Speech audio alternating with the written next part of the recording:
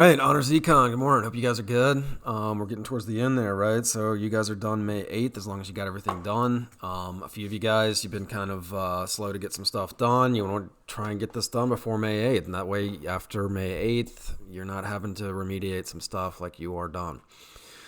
Okay, today we're going to talk about credit worthiness. See this word right here? I want you to just write that down. You can title it credit worthiness in your notes. This is really important. This is not just important because the state of Georgia says it's important. It's important because this is really important personal finance, financial literacy to have as you guys get jobs and work your careers and make purchases and so forth. I'll tell you what to write down. Just listen for right now. Credit refers to borrowing money. So people borrow money for a variety of reasons. One of the biggest loans you're going to get is going to be a mortgage, which is a home loan. All right. A lot of us also have car payments. And then other borrowing you're going to do, maybe coming very soon, would be student loans. All right. So it's really important to be financially literate when it comes to credit and borrowing money. Okay.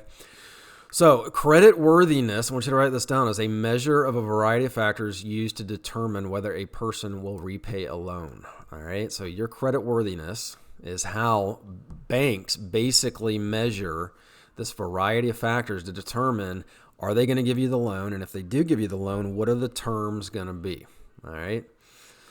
So there are these 3 C's to credit worthiness. There is what's called character, capacity, and collateral. Let's stick with character first. So character refers to, we should write this down. Character is using the information on the borrower's credit report. All right. So just write that down. Character is using the information on the borrower's credit report. You've probably heard of a credit report. You get a credit score. Now, most of you guys don't have any credit. You don't have a credit score because you've never borrowed before. All right.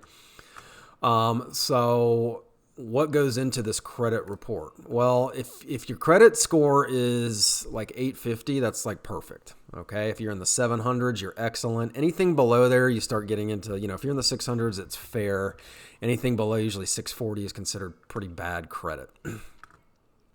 Here's what goes into determining your credit score. It is the amount you owe. So if you go and borrow a whole lot of money, your credit score is going to go down. Your payment history is 35% of your score. What this means is, are you making those payments on time? All right. Are you able to make that full payment, that minimum payment, or are you making it on time? Are you taking out a lot of new credit? So if you're applying for a bunch of new credit, that can be harmful.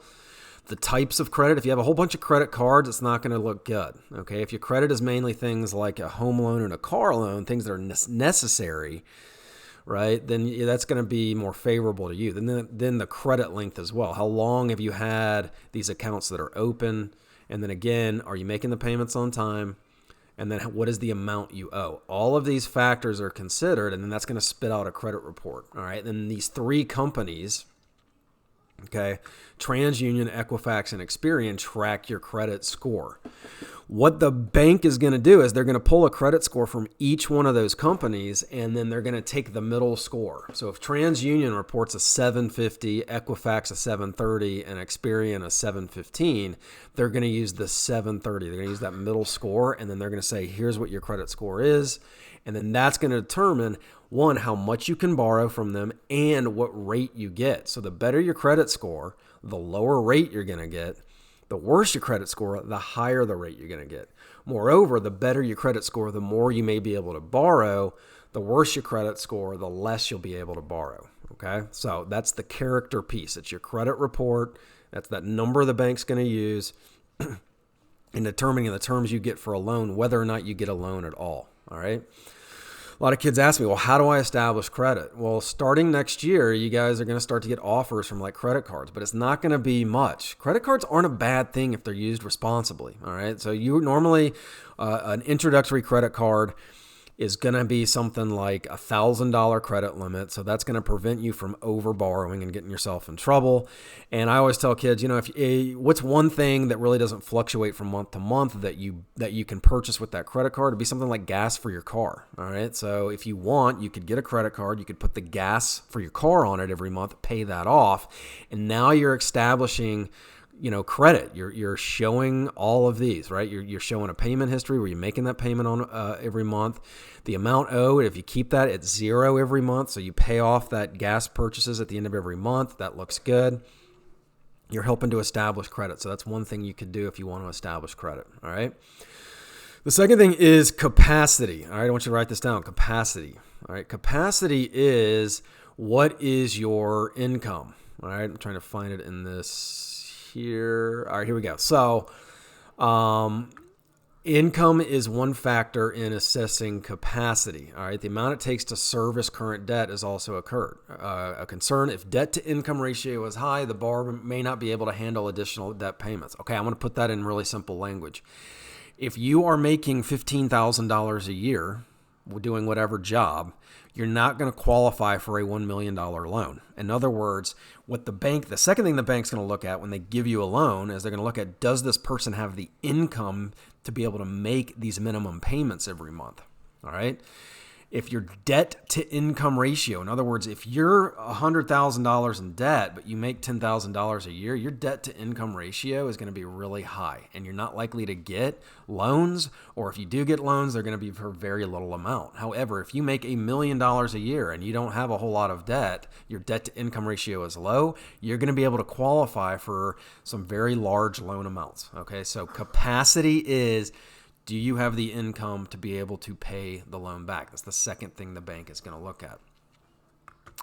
Next, they are going to look at something called collateral. I want you to write this down, collateral. Collateral is something of value a borrower can use to back the loan if the borrower can no longer pay the scheduled payments. Okay. So let's say you own your house outright. All right. Let's say you have a house, you don't have a mortgage on it, you own it completely, and it's worth $300,000. You can use that as collateral. So you could go to a bank and you say, hey, I want a $500,000 loan in order to start a franchise. And the bank's going to say, okay, tell you what, we're going to give you this because your income looks good right now, your credit score looks good, and you have collateral. So in other words, you can take that house of yours and you can back up the loan. You can say to the bank, you can sign over your house basically saying, if I default on this loan, you can basically come and take my house. All right, as there's something of financial value there. We tend to qualify for auto loans because the car itself that you're buying can be used as collateral. So if you don't make the payments on that new car, you can't make those payments, maybe you lost your job, the bank can come and take that car as collateral. And now they have something of financial value they can sell and try and recoup some of those losses. Okay, that's it for today. We're just getting into the credit worthiness part, important stuff. If you have any questions about this, let me know, because this is kind of the interesting part of the course where we get into getting more financially literate and so forth. All right, important stuff to know. Again, try and get all this stuff done before May 8th, guys, and then you're done. Right? Don't push the stuff past May 8th. You don't want to get into a couple of weeks after this still having to do this stuff. All right, that's it for today. Hope you guys are good.